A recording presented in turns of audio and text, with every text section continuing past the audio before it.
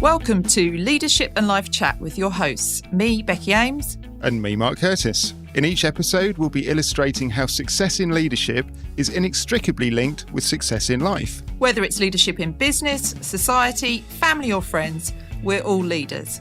Using our experiences and a range of expert guests, we'll share secrets to boosting your health, wealth and self. So let's get on with the show. We all want to reach our true potential, and doing that whilst balancing the demands of our lives outside our careers can be really challenging. We know that often women find those demands have more of an impact on their career progression, and our guest today aims to empower talented women to build bigger, better and more profitable careers and businesses. Advocating building your career with passion, purpose and power, Serena Fordham has certainly walked the talk. Serena is the founder and CEO of ProspHER, a community interest company which aims to empower talented women to build bigger, better and more profitable careers and businesses. As an expert business strategist and growth mentor with a string of awards, best-selling books and successful businesses to her name, Serena took up the reins of the local network of businesswomen in 2015, and she has really grown that community and continued to grow her own career. Serena, welcome to the show. It's really great to have you with us today. Thank you. Good to be here. So just to start us off and for our listeners, would you mind giving us a bit of background about your story and how you got to be where you are, please? Yes, definitely. It's been a turbulent one. I suppose I'll go right back to 2009, recession, struggled to get a job. I was fresh out of uni doing business management, which is obviously a really good course, with the UEA, which is top 5 in the country for business courses. So had sort of 5 jobs while at uni, so I had an abundance of experience. At school I was always into everything, so kind of wanted to get that experience of different roles and stuff like that. Didn't really know what I wanted to do career wise, but thought, if I'm doing a business degree it kind of covers a lot of stuff, so was interested in business, and so just kind of did that. But then came out of uni, graduated with a really good degree in the time where there was no jobs about, or it was very hard to get a job. Did over 100 interviews, which is just crazy considering, I think back to, people at the time saying, well, you need like the experience and the qualifications, and I had both, but still was really struggling to like find, and it wasn't that I was being overly picky, it was just purely because there was like, just so many applicants for jobs. But fell into a state agency. Estate agency is a great industry, but it's very competitive, very male driven, very targets driven, which suits some people. But for me, I am more of a people person, and then targets and sales and stuff afterwards. So I did struggle with that. Worked my way up though, was always like keen on self progression and career progression. Got up to management level, then met my husband, had a baby, so went on maternity leave, and then suddenly had the rug pulled under me when I was told I had no job to go back to. Obviously I had a year's maternity leave, and as I was there, my replacement didn't carry on my work, unfortunately, as well as it was going, and suddenly had no job. So I was like, oh, I've got a small person to feed now, and we all know having one wage coming in doesn't work nowadays, really. So a friend approached me and said, someone needs help setting an estate agent up, an independent one, will you help? And I said, oh, okay, yeah, I'll do that, I can do that. And that turned into a virtual assistance agency. So grew that for a few years. 2013 launched that. Glow Virtual Assistants was going really well, doing that from the kitchen table, but then growing a team and stuff like that, with my daughter, who's now 11, in tow. So that was very fun. And then got approached by one of my clients, Glow's clients, to say, could you take over Women's Network? I haven't got the time anymore. And was like, okay, this is really great, because being in a very male dominated industry, and then I found that with the virtual assistant stuff, the majority of clients were men that needed that sort of admin type back office support. So I was around a lot of men, and as much as that, that was fine. I didn't have like many women to connect with, or like-minded people to kind of share, the stories of being up all night with my daughter, and then having to go into the office after an hour's sleep or something like that. So I thought, yeah, that's cool. I'll take that on. And that kind of grew from there. So it was a group coffee at Caister. It turned into Her Business Brew, which then in a few years turned into from just a networking group to having a membership, lots of locations around Norfolk, and then sort of branching out to other areas. Then started running bigger events in like 2018-19, like bigger conferences, and we were attracting like a few hundred people, which was just like crazy to me, being such a small town Norfolk girl. And it got to the point where I was like, hang on, I'm doing like more of this stuff. At the time, it then rebranded to Her Business Revolution, so focusing on the business support and stuff like that for women primarily, with the events and the network and all stuff like that involved. And I was like, hang on a minute, this is overtaking Glow now. This is kind of becoming, rather than like that side hustle that it was originally, by 2019, it was sort of a big powerhouse. And so I decided at that point to scale back Glow and kind of gradually decrease the amount of clients coming in there so I could focus on all the women's stuff and the things that we were doing there.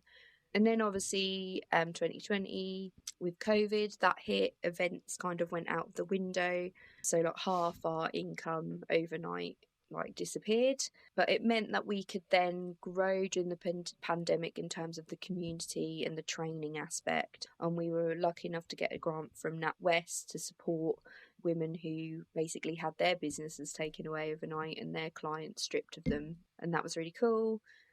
And then after the pandemic, the kind of landscape has changed. I had a lot of time to think and reflect and talk to the team at the time about how we could run events differently post pandemic and what they would look like. And with the pandemic, it seemed to expose people more to the fact that home working and the realities of life and business lines were a lot more, and career lines were a lot more blurred. So we came up at the time with a concept of a festival, which then it basically incorporate all the different events that we were running. So incorporate the networking, the exhibition stands and speakers and stuff from the conference and that kind of thing, but in a way that broke down barriers and actually was an enjoyable event rather than a primary business focused, corporate focused event.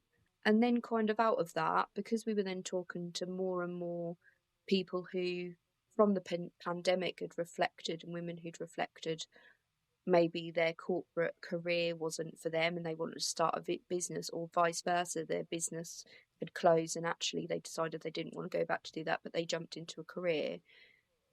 It was clear that we weren't just focusing on business women anymore, like founders. We were focusing on women who wanted to progress in career, business, start a business, start in a new career, whatever that may be. So Her Business Revolution and the name and the company kind of became something bigger after that. And so hence we rebranded to ProspHER.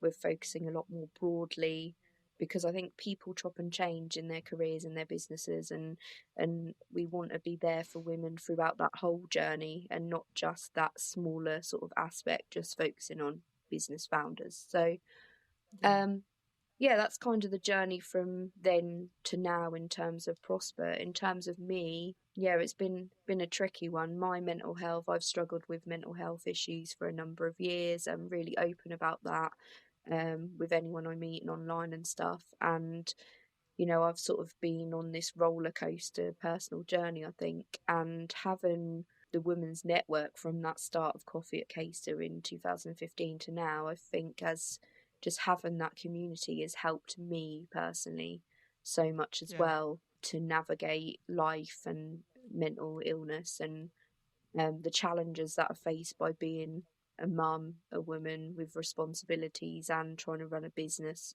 a home. from one minute your child's throwing up all over you and the next you're on a conference call to China. Do you know what I mean? It's just like Yeah. crazy. But having that community and that support with people who actually get it has been really valuable over the years. So it's Wow. kind of in a nutshell. I've then had another child since then, which poor little boy, he was sort of more or less just strapped to my back from birth really and carried on in terms of work wise. But Wow. It Well, thank sounds you. like you've kind of had 3 lifetimes in 13 years. It's like so much has been crammed into that 13-year period. It's just, I mean, me and Becky are not very often lost for words, but we've sat here for about 8 minutes listening to the story, just going, I'm just going, wow, I can't believe how much one person has crammed in and achieved with all of the the challenges which you faced around it as well. So first of all, I'm just staggered. So what you've achieved just sounds amazing. So thank you. on that journey you've been on, ProspHER has obviously grown out of all of that now, and a lot of the experiences that you and the other people who've been involved in it has helped shape what ProspHER has become. In that 13-year journey, if you're going to reflect back, what would be some of the real big moments for you in terms of what drove you to do things differently and wanting to help other people? Were there any really key standouts for you where you thought, this has got to change, I've got to get the message out, I've really got to help other people with this kind of stuff? Yeah, and it's surprisingly thinking as you're asking that, it's almost not the big things as well, like people might say, oh, it's like the pandemic or the recession or those big worldly things, and yes, they do have a massive impact. But just the first thing that then popped into my mind is when I first took over that women's network and did one of my first sort of meetings, and I basically sat with this woman who she was just going through a really tough time, like personally and business wise, like nothing was going right, and she just cried on, and that was the first time I'd met her.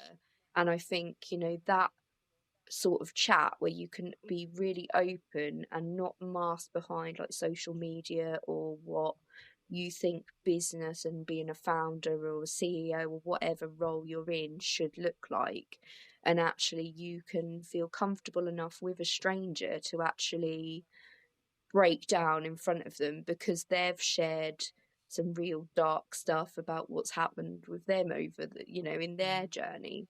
I think those sort of moments, and I can, as I'm talking to you, kind of loads of moments can kind of flick into my head but like that's just an example of one where someone has only just met me and broke down, and then I get a message 3 weeks later saying that chat like changed things. Like I rerouted my career, I left my job, I end up getting another job. Do you know what I mean? And you just think, wow, that one conversation that it was only like 10 minutes, it could have not happened, and I could have been too busy in my life to worry about staying on that day to actually chat to that lady, but actually that changed the course of someone's career and that their path and how they were feeling, that could have such a knock-on effect on everything else in her life, other people in her life. My purpose, why am I doing this? I'm not doing this for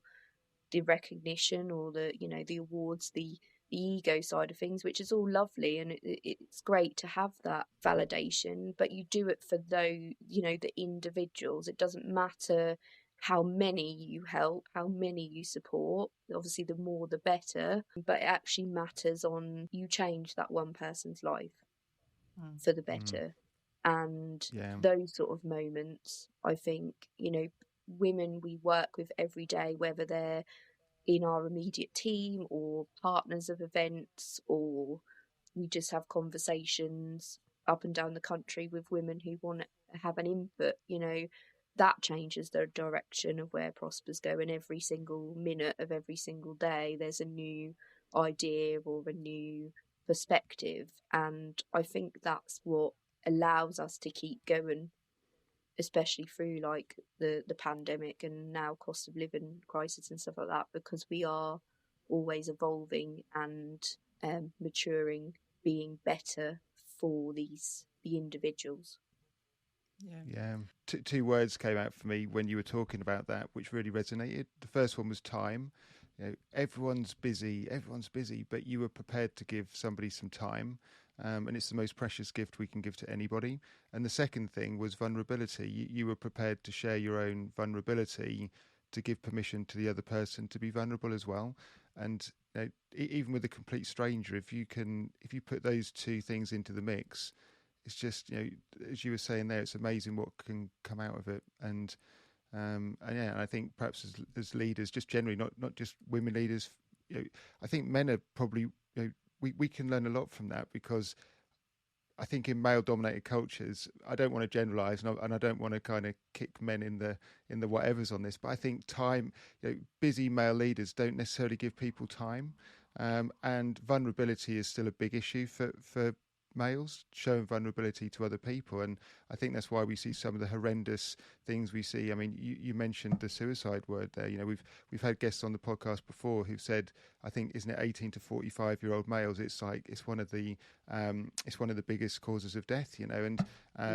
So I think already a big thing coming out for me is time and vulnerability. If we were all prepared to just be a little bit more vulnerable and have a bit more time for other people, we could make such a difference.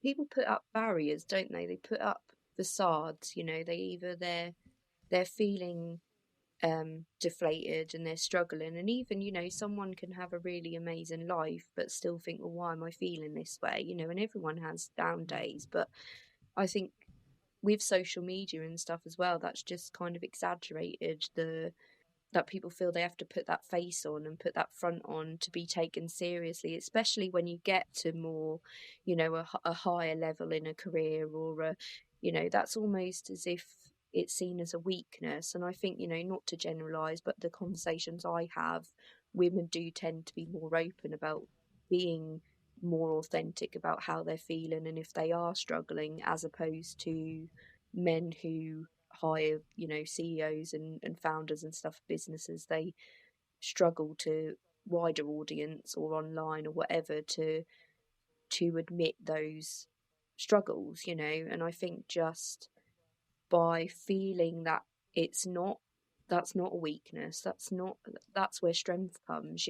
If you look back on your life and you look back at all the positive times and the times you felt really strong and really empowered and you were really like bossing it at life, you think just before that you probably had a complete and utter meltdown. You sort of you have to have these low times to appreciate, and really for the good things to happen, you have to have a sort of clear out of all the negative energy, clear out, you have to have those. We have to have the rainy days to appreciate the sun. That's what I always say to my kids when they say, oh, it's raining, I don't want to walk the school run. And I first say, well, it's tough, you get your coat on, let's go. But also you don't then appreciate days like today where the sun's out and it's glorious as much as you would if there was no rain. So I think by reaching out and sharing and taking that time to not just talk to others, but actually reflect yourself and work on yourself, actually you then get out of those bad days quicker. You get out of those negative slumps quicker, because we all have them. It's just a case of how we deal with them. That means taking 10 minutes, 20 minutes out of your day to just say, how you doing? Are you okay? I've noticed that, I've passed a very sort of quick note to a school mum at a Christmas play at Christmas, because she was sitting there with tears in her eyes because she'd obviously had something going on. I think just asking the question, are you okay? Here's my number if you need a chat. I don't really know this woman, but it's kind of that.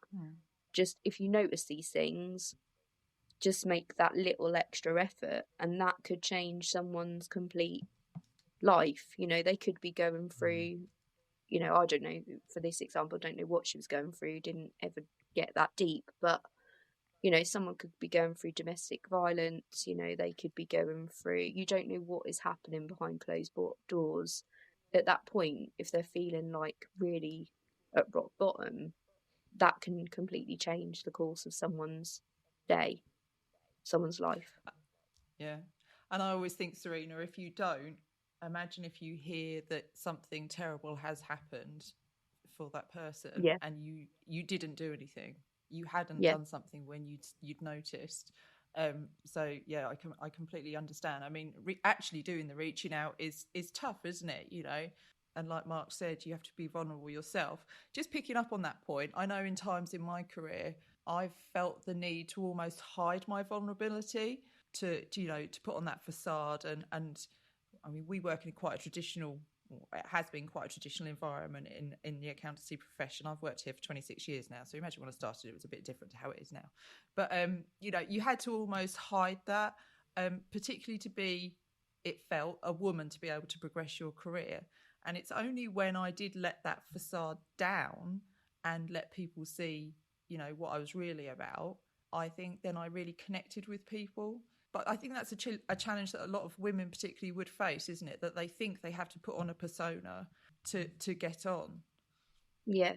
I think especially in male dominated industries, you know, accountancy is traditionally quite male dominated as well. You almost think to fit in here, I go back to thinking about my estate agency days, and I worked for a well-known corporate estate agent, and they were very traditional in their approach. You know, I almost thought, right, okay, to fit in here and to do well here, I have to be like the men. I have to do what they do. And I found myself at the time, you know, doing things that are totally against my, you know, when my gut feeling would be like, I don't want to do this, you know, I don't, you know, and, you know, I'm not saying that as all estate agents and it's all, you know, it happens all over the industry. I'm not trying to sort of stereotype there, but, you know, there's a lot of sort of lying and backhanders and different things that go on in sort of every industry, things that maybe I weren't so comfortable with. You know, and I'm not talking about big lies, you know, fraud and stuff like that. I'm talking about, you know, that, oh, tell that person to increase their offer because someone else has counter offered, but then there was no counter offer. You know, and I get that. You're working for the vendor, you're working to sell the property for the highest price for them. Totally get that. But those sort of things I think would then be like, I'm not being the person standing by my values by doing things like that. As I've gone along my journey, you know, I'm not saying that was just in that industry. It was, you know, when I started Glow and I was working, you know, it was almost that you had to put on that facade of, you know, I've got hundreds of clients, you know, and kind of look bigger than you were, you know, fake it till you make it and all of that rubbish. And it's kind of a lot of things, you know, I would naturally lie, you know, those white lies, you know, they're not really hurting anyone. But in my gut, I'd be like, well, why can't I just kind of, I feel I want to just say, yeah, you're my only client, and I really value you, you know, and the reason you're my only client is because I actually really enjoy working with you, and I want to find more clients like you, but I haven't quite found them yet. So people do it every day, don't they? You almost feel that you have to be someone different than you are, or go against your beliefs and your values and your morals to fit in somewhere. But then, like you said, Becky, once you took down that facade and that barrier and you started being yourself, what you probably found is you then attracted the opportunities and the people to you that were more like you, because so then actually you excelled further because you were welcoming in people and experiences and opportunities and like exciting things that really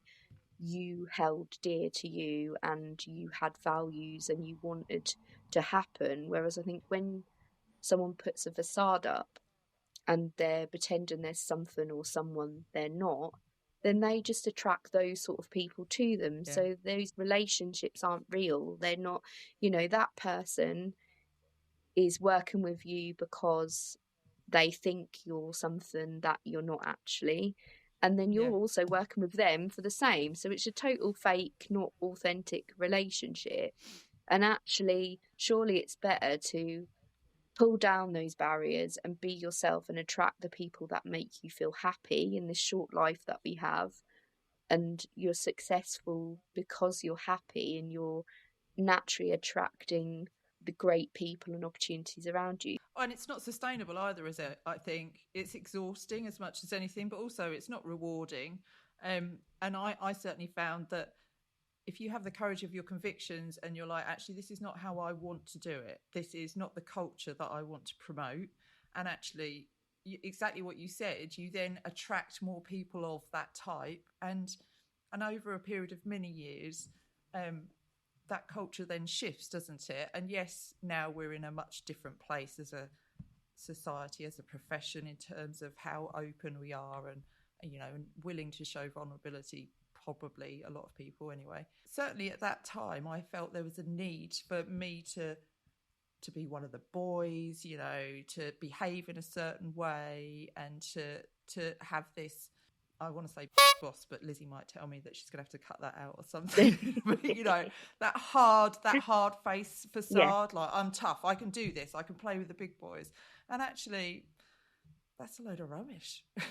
And you can't sustain it, because if that's not you, is it? And that's not how we should be. People I chat to who are thinking of changing careers and things like that, when you start to actually dive down and say, is it the career you don't like, or is it just the environment that you're in, that you're not your authentic self? And so you're going to work feeling really miserable because you're trying to keep up this persona of what you should be, but actually your mind or your brain is saying to you, this is not, like, screaming at you, like, this is not me, I'm not happy. And I think a lot of the time it's sometimes not the career that is the problem, it's the environment. Then they maybe go to work somewhere else and it's a different type of culture, or and they're really thriving doing whatever they were still doing. This pandemic have started businesses because they've not been happy in work, which is fantastic, but then they've realized that actually it's hard running a business, and that maybe they liked what they were doing and they want to be employed again. It was just that the environment in which they were employed wasn't the right match for them and the right fit. And I was speaking to a lady the other day who was basically like, I've started my business and it's not going very well because I'm not enjoying that either. And when we delved down and actually had a little chat, it was, well, no, you do love what you were doing. You were just, and you want to be employed. You've got that. You don't want to do it on your own.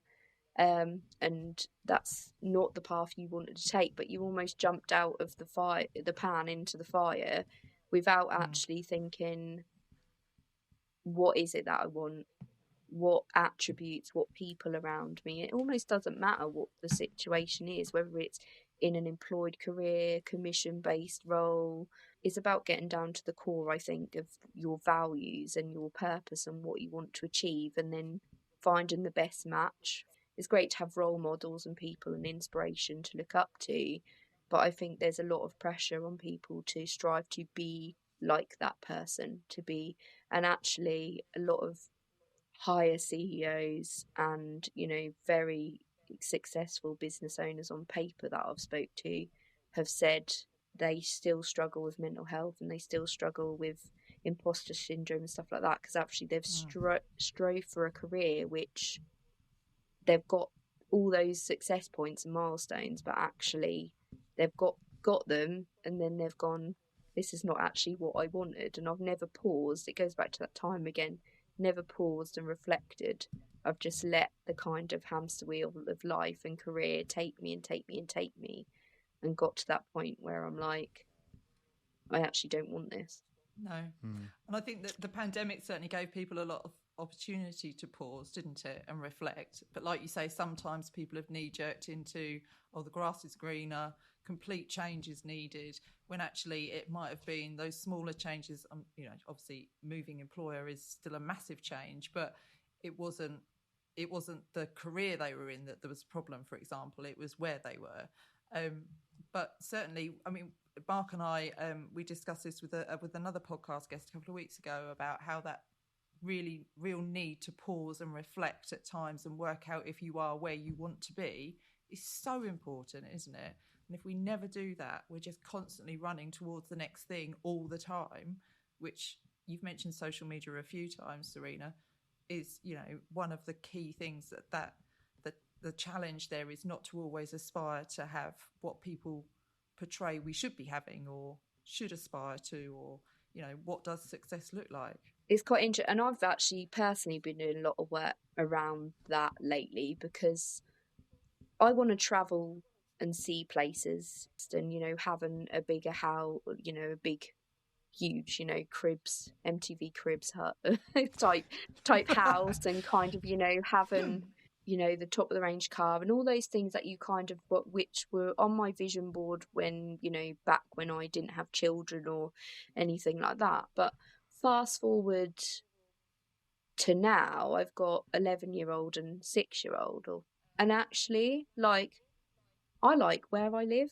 I like my 3-bedroom semi-detached bungalow in a safe village that my kids, you know, my eldest has started walking to school on her own, and I don't feel that she's not safe, you know. And you actually start thinking, do I actually want all those things? You know, I think we're kind of, as society, we're pressured, and more so with, like you say, with social media, that you see, you know, these people jet setting across the world and private jets, and, you know, all of that stuff that traditionally, and as kids, I think, you know, my kids see that as being successful and being rich. You know, that's kind of what society is feeding to them.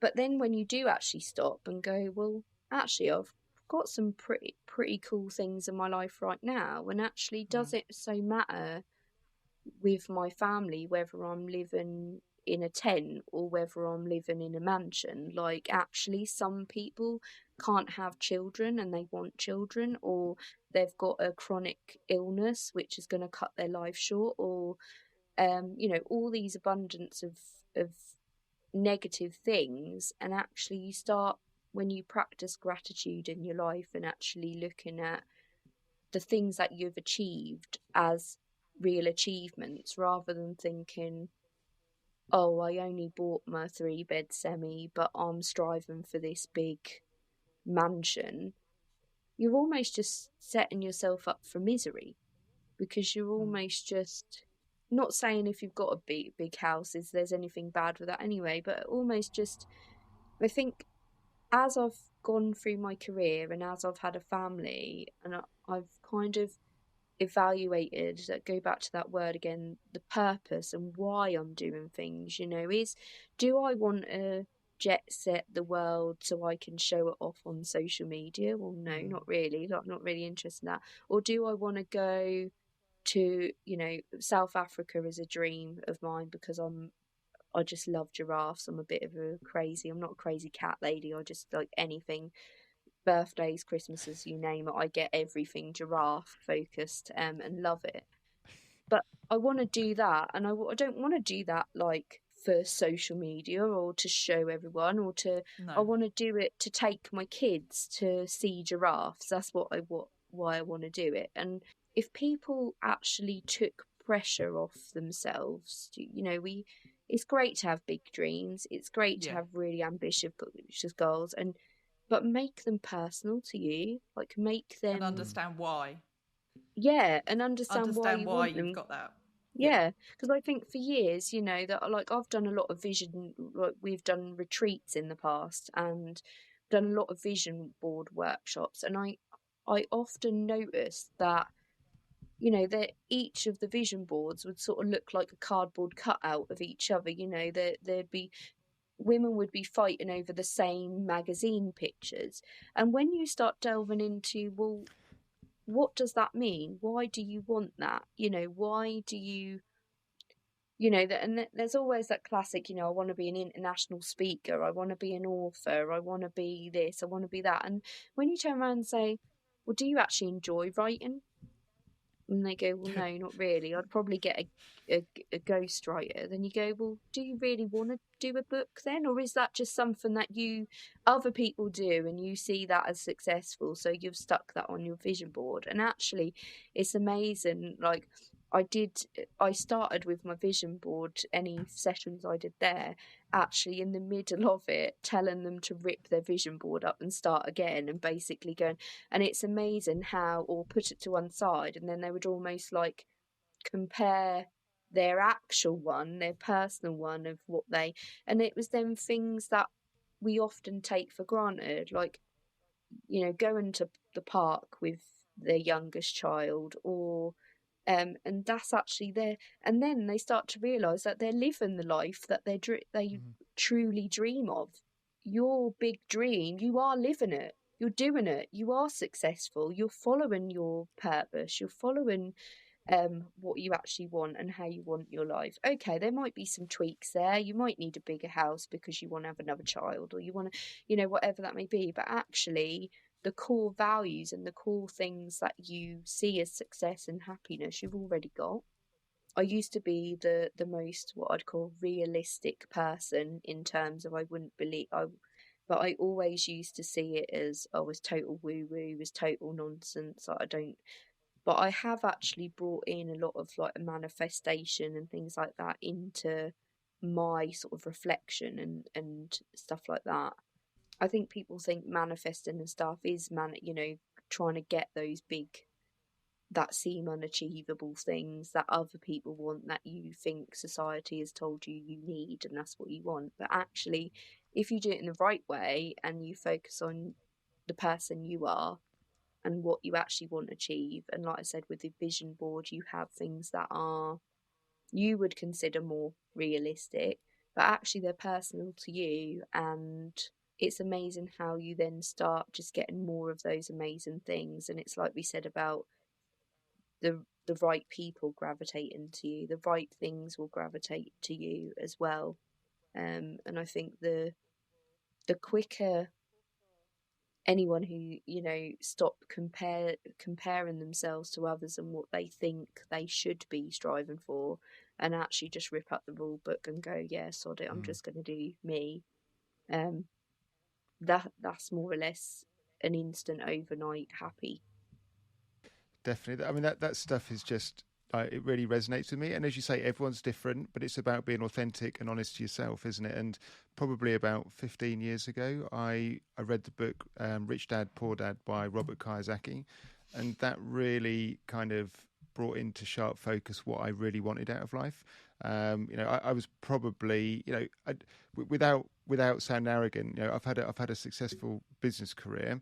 It made me realise, actually, I don't really want the bigger house, the faster car, you know, I don't want all that stuff. It just doesn't, it's not authentic me. And, you know, Glenda and I sat down and we had a big conversation about what we wanted the future to look like. And we were both completely aligned on it. And it then became our strategy, you know, and, you know, all of that culminated 15 years later with, on Sunday, I went over to the allotment, and honestly, we've had the most impressive crop of leeks we've ever had. It's just been unreal. And I had this big bucket of leeks because they're going to get a seed soon. And I was going around all the neighbours basically saying, would anyone like any leeks? You know, and they're all taking leeks for their Sunday roast. And I just felt so fulfilled. Becky's laughing. She's wetting herself here. But honestly, that was authentic me, you know. I wanted to give something back. I wanted to help other people. And yeah, business is great, but I had so much fulfillment out of just spreading the leeks around my neighbours. It was just, it sounds ridiculous. Please laugh, Becky. But do you know what I mean? It just felt so authentic. But that's the whole point. Yeah. You saying it's ridiculous. It's not ridiculous because it's your, and that is the thing, like almost, like I could tell when you were saying that, you almost felt embarrassed to, not embarrassed, but kind of like, oh, you know, this is a really small thing. You know, this is like something that makes me tick. But, you know, because I think then you get those limiting beliefs of, you see the jet set lifestyle and the big house and you kind of think, well, that's how society, that's how I should be striving. But actually, your feeling of euphoria you got from your leeks and actually taking them to neighbours, and you fed people, like that is just incredible. You literally grew something that fed tons of people, like that. That's just amazing. Like, it's not, you know, Becky's still laughing because you know, you say leeks, but actually it's almost that I know. That proves our point, doesn't it? It proves our point that it doesn't matter what it is. You know, you can get happiness from anything. Yeah. And actually the most successful people I have met, or should I say successful people that society would deem successful, are the most unhappiest people I've met. They're miserable because they've got to that place where they realise that actually they were striving for all that stuff they thought they wanted, but actually it doesn't align with them. And that's quite sad. Yeah, and I've never talked about my leaks publicly either. I like how you said I was feeding people. I might move on to bread and fish this weekend. I was going to say. So, Serena, we've talked a lot about how we should pause and reflect and make sure we are where we want to be. Basically, you know, we all absolutely benefit from having goals and aspirations, don't we? But we need to make sure that they're the right ones and we understand the why. As you said, make sure that we are doing. I'm just going to do me, is what you said, and I love that. You know, I'm going to do me. It's what I've decided. As Mark said, you know, you think where you are, where do you want to be, and that's it. You set your plan. So one thing you've mentioned several times, as I've already said, is about how social media can really sort of blur the boundaries as well between our work and our outside work lives as well. So I just wondered if we could explore that a little bit, because I think that's something that I know you're very passionate about in terms of making sure that whilst we have all this flexibility, once we've decided where we want to be and we can be flexible in how we work and what we do, but that we manage it and we don't let those boundaries become blurred. Do you want to talk about that a little bit? So personally, I came off Facebook a few years ago now, just because I suppose, again, that wasn't serving me well mentally, and around then I think it was kind of it consumed me in the pandemic, I think, and I think we underestimate how much of what we are consuming, as you know, on the media, especially social media, is the main form of media. You know, you wake up in the morning and you scroll your socials or whatever. It was almost changing my personality and changing, and I've around that time, like post pandemic, I was speaking to a lot of people who said the same, especially if they were business founders who were very, you know, small businesses. So they were sort of themselves trying to promote on social media. So they were using that as a platform for business. And there was often that clear sort of divide in what they wanted to post and what they felt they should do again, or what they were then consuming, and almost feeling that because they were that was the main way they marketed their business, you know. And I think the most people who I speak to business wise, I'm doing business coaching or training or whatever, you know, you say to people, how do you market their business? And they go, well, on social media, you know. And that's kind of the one, you know. And I think back to my days of being at uni and my marketing module, and, you know, you speak to any sort of marketeers who will say, you know, that social media is like, okay, it's a big part of the, you know, but you've got your PR and your print media and, you know, all other channels that you can use, and not just social media. Social media seems to be the be all and everything, and that people don't estimate how much that impacts on their mental health and the way they're feeling about themselves. I spoke to one lady a few weeks back, actually, who said, you know, she woke up like really excited. She had a launch coming up for her business, so she was launching a new service, and first thing she did was pick up her phone and scrolled social media, and she literally said she felt the positive energy just drain out of her within 10 minutes because of things, you know, imposter syndrome kicked in. You know, I can't do this. She's looking at all the great lives of these jet set people and stuff, going, oh, I'm never going to achieve that, I'm never going to do this. and almost just that short space of time actually drained her enthusiasm for the rest of the day. You know, she ended up not launching the service on that day that she was going to, because of this 10-minute scroll of social media, Instagram, I think, whatever it was at the time. And that just completely changed her course and completely changed her mood. And probably everyone's experienced that, you know, where they've been in a real high mood, but then they've gone to social media and they've seen something that maybe has upset them, but they maybe don't, or a thought comes into their head of imposter syndrome or whatever, and then we go on with our day and maybe might not be able to clearly see it, but if you actually sat back later on and reflected, well, okay, why was I such a miserable mare today, you know?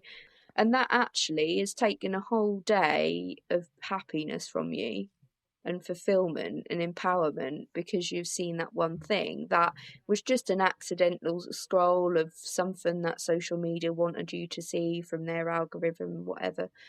I don't think that social media is a bad thing by any means. You know, I think it's an amazing tool. You can connect with people all over the world, you know, take some respite in the day by just watching funny videos or inspirational stuff or whatever. You know, there's loads of amazing stuff on social media.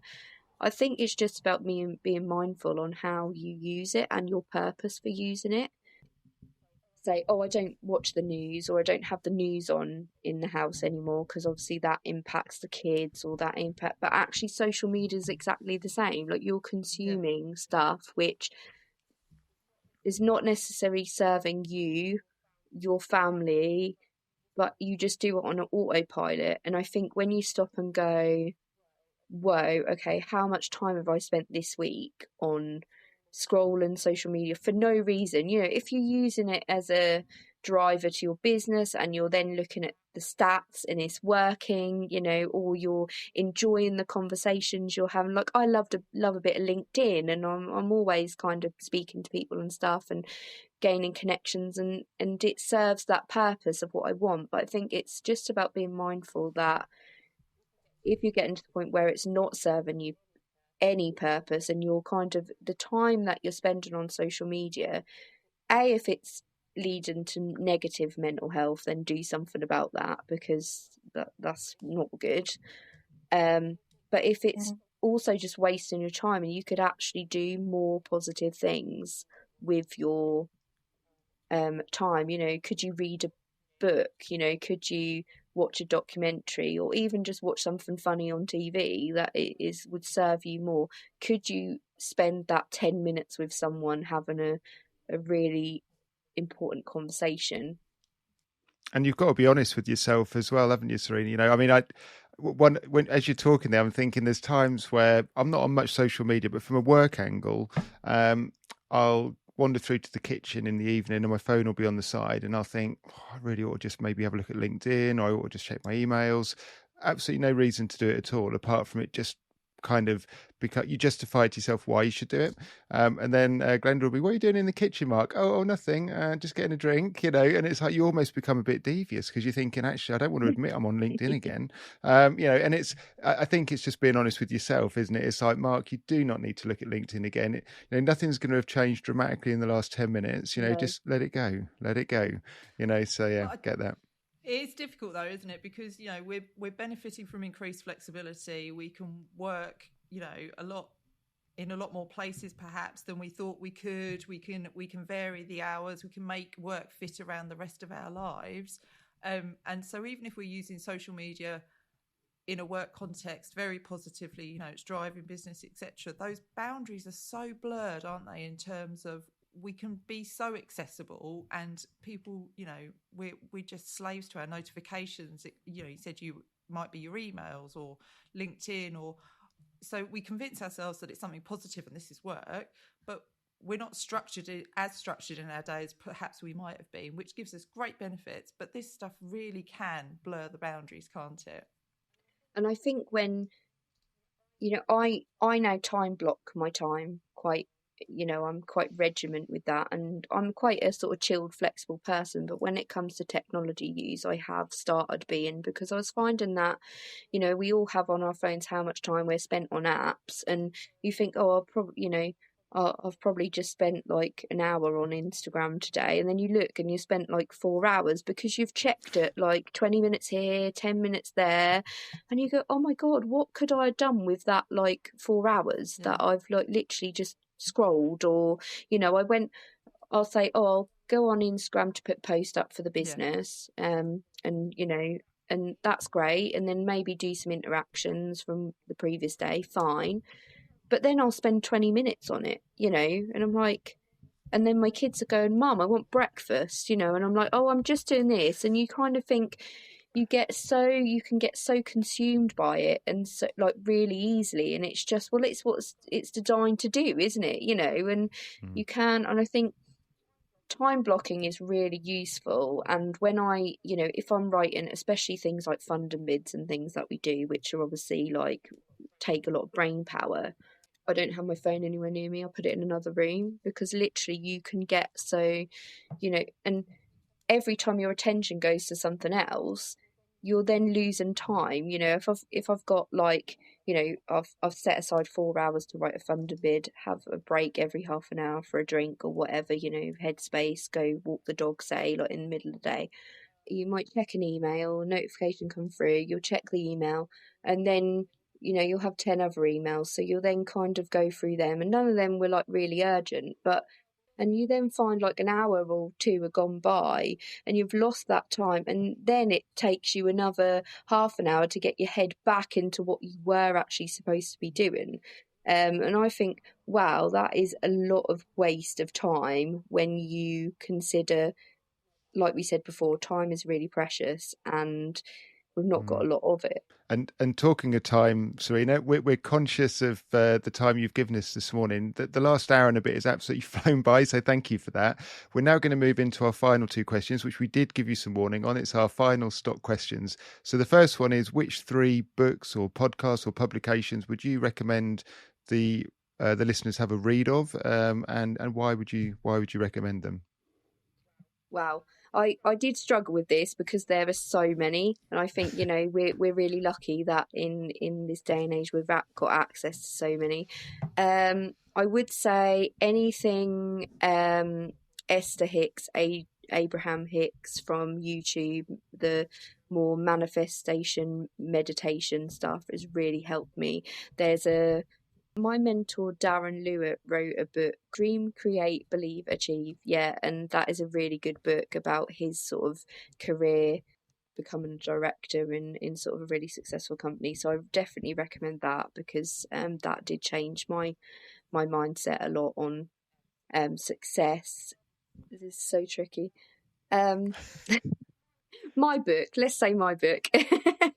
I've got a book. I'm going to be really like self-plug myself now, but I've got a book about my career, and actually it helped me because I wrote it, and writing's my therapy, but actually it talks about a lot of the stuff we've talked about, and being authentic and looking at your purpose and stuff. So it's called Her Funny Business.